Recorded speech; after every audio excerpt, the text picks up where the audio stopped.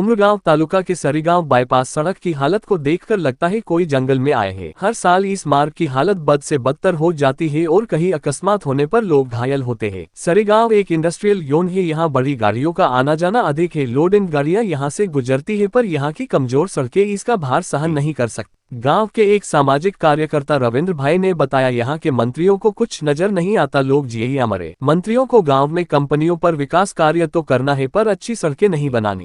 आइए जानते हैं लाभा भाई ने क्या कहा। मारू नाम रविंद्र भाई है, हूँ सरीगाम बोनपाड़ाમાં रहूँ છું અને સામાજિક કાર્યકર્તા છું। આ તમે જોઈ રહ્યા છો કે ચોમાસામાં રોડ કેટલો ખરાબ થઈ રહ્યો છે।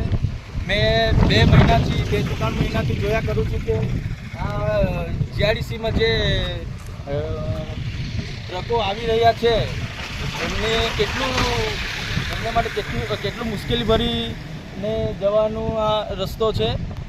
તમે જોઈ રહ્યો છે આ ભાઈ ટેમ્પાવાળા છે, એમનું આ ખડ્ડામાં એમનું ચેચીસ તૂટી ગયું છે। એવા તો કેટલા બધા કિસ્સાઓ અહીંયા થઈ ગયા છે સરીગામ બાયપાસ જીઆરડીસી રોડ પર।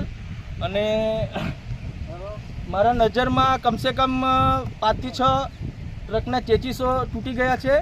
અને મેં આ ઇન્ડસ્ટ્રીવાળાને અને અહીંયાના જે મંત્રીઓ છે એમને કહેવા માગું છું કે એના પર કેમ તમે ધ્યાન આપતા નથી।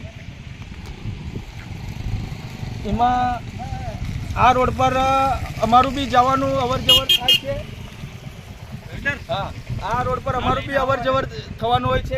ગામવાસીઓ બી 2-3 મહિનાથી કંટાળી ગયેલા છે। અને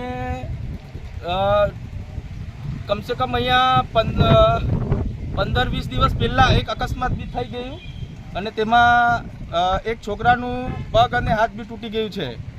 કેમ કે આ રસ્તો એવો ખરાબ છે કે ગાડી કમસે કમ 20-30 સ્પીડ ઉપર જ જાય છે, એનાથી ફાસ્ટ જવાતું જ નથી।